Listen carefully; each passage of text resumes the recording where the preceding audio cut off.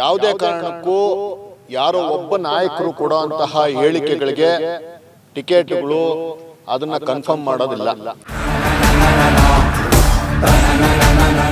ನಿಮಗೆ ಯಾರಿಗೆ ಬೇಕೋ ಅದನ್ನೇ ಏನು ವ್ಯಕ್ತಿಗತ ಮಾಡ್ಕೊಂಡಿದ್ದೀರ ನೀವು? ಯಾರಪ್ಪನ ಸೊತ್ತಲ್ಲಪ್ಪ ಬಿ ಜೆ ಪಿ, ಕಾರ್ಯಕರ್ತರ ಸೊತ್ತು. ಸುಧಾಕರ್ ಬಂದಿದ್ದಾದ್ಮೇಲೆ ಬಿ ಜೆ ಪಿಗೆ ಶಕ್ತಿ ಬಂದಿರೋದು ಖಂಡಿತ ನಿಜ, ಎಲ್ಲರೂ ಒಪ್ತೀವಿ. ನಾನು ಆ ಮನೆ ಮೇಲೆ, ನನ್ನ ಮನೆ ದೇವ್ರ ಮೇಲೆ ಆಣೆ ಮಾಡಿ ಹೇಳ್ತಾ ಇದ್ದೀನಿ, ನಾನು ಸುಧಾಕರ್ಗೆ ನಾನು ಬಿ ಜೆ ಪಿಗೆ ಓಟ್ ಹಾಕಿದ್ದೀನಿ. ಯಾರ ಮೇಲೆ ನೀನು ಮುನ್ಸ್ಕೊಂಡಿದ್ದು? ಪಾಪ ಇದೇ ಸುಧಾಕರ್ ಮೇಲೆ. ಇಲ್ಲ, ನಿನ್ನೆ ನಾನು ಪತ್ರಿಕಾಗೋಷ್ಠಿ ಗಮನಿಸಿದೆ. ಪತ್ರಿಕಾಗೋಷ್ಠಿಯಲ್ಲಿ ಒಂದಷ್ಟು ಜನ ನಮ್ಮದೇ ಪಕ್ಷದ ಏನು ನಾಯಕರು ಅಂತ ಅನ್ಸ್ಕೊಂಡಿದ್ದಾರೆ, ಅವರು ಒಂದಷ್ಟು ಪತ್ರಿಕಾಗೋಷ್ಠಿ ಮಾಡಿದ್ದಾರೆ. ಆ್ಯಕ್ಚುಲಿ ಆ ಥರ ಪತ್ರಿಕಾಗೋಷ್ಠಿ ಏನು ಅವಶ್ಯಕತೆ ಇರಲಿಲ್ಲ, ಇದೆಲ್ಲ ಆಂತರಿಕ ವಿಷಯ. ಅವತ್ತು ವಿಶ್ವನಾಥ್ ಅಣ್ಣ ಬಂದು ಮತ್ತೆ ಕ್ಲಾರಿಟಿ ಕೊಡೋಕ್ಕೆ ಇಷ್ಟಪಡ್ತೀನಿ. ಏನು ಸುಧಾಕರ್ ಅವರು ತುಂಬ ಮುತ್ಸದ್ದಿ ರಾಜಕಾರಣಿ ಇದ್ದಾರೆ, ತುಂಬ ಅನುಭವಿ ಆಗಿದ್ದಾರೆ, ಇಲ್ಲಿ ಮಂತ್ರಿಗಳಾಗಿದ್ದಂಥವರು.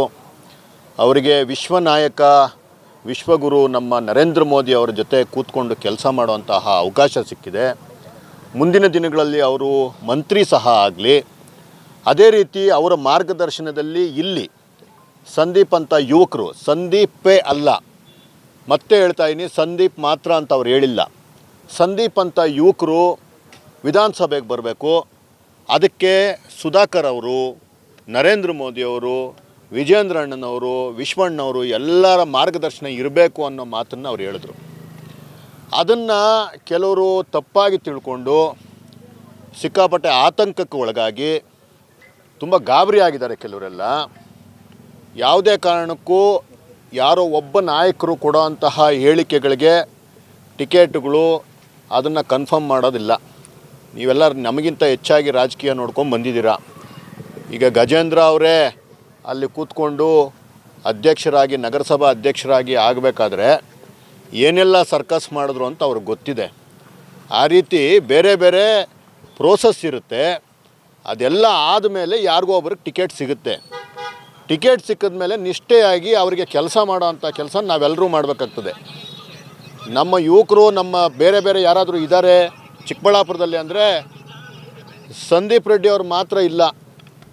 ಯಾಕೆ ನಿಮಗೆ ನವೀನ್ ಕಿರಣ್ ಅವ್ರು ಕಾಣಿಸೋದಿಲ್ವಾ? ನವೀನ್ ಕಿರಣ್ ಅವ್ರಿಗೊಂದು ಅವಕಾಶ ಕೊಡಿಸ್ಬೇಕು ಅಂತ ನಿಮ್ಗೆ ಯಾರಿಗೂ ಅನಿಸಲ್ವಾ? ಕೆ ವಿ ನಾಗರಾಜ್ ಅವ್ರು ನಿಮ್ಗೆ ಯಾರಿಗೂ ಕಾಣಿಸಲ್ವೇನ್ರಿ? ಕೆ ವಿ ನಾಗರಾಜ್ ಅವರು ಪಾಪ ಮೊನ್ನೆ ಆ ಮಿಲ್ಕ್ ಯೂನಿಯನ್ ಇದರಲ್ಲಿ ನಮ್ಮ ಪಿತಾಮಹ ಹೇಳ್ಬೇಕು ಅಂತಂದರೆ ನಮ್ಮ ಚಿಕ್ಕಬಳ್ಳಾಪುರಕ್ಕೆ ಆ ಯಪ್ಪ ಟಿಕೆಟ್ ತೊಗೊಬೇಕು ಅಂತಂದರೆ ಹತ್ತವ್ರೆ. ಯಾಕೆ ಅವ್ರು ಯಾರು ಕಾಣಿಸಲ್ವ ನಿಮಗೆ?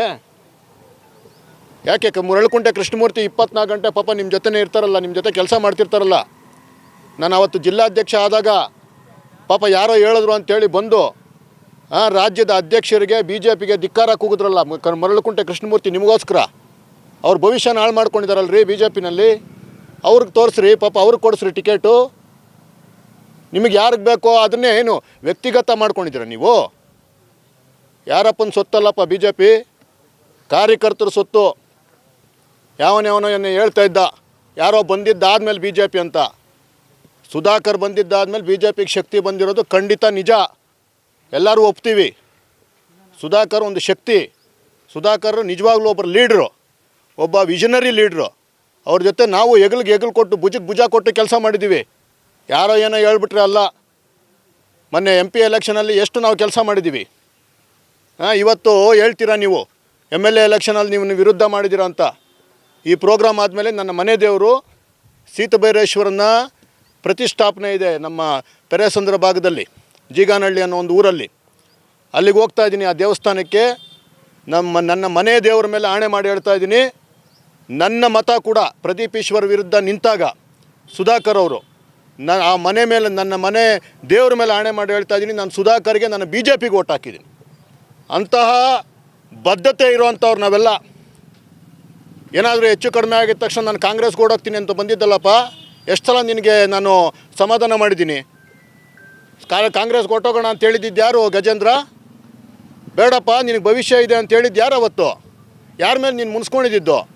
ಪಾಪ ಇದೇ ಸುಧಾಕರ್ ಮೇಲೆ.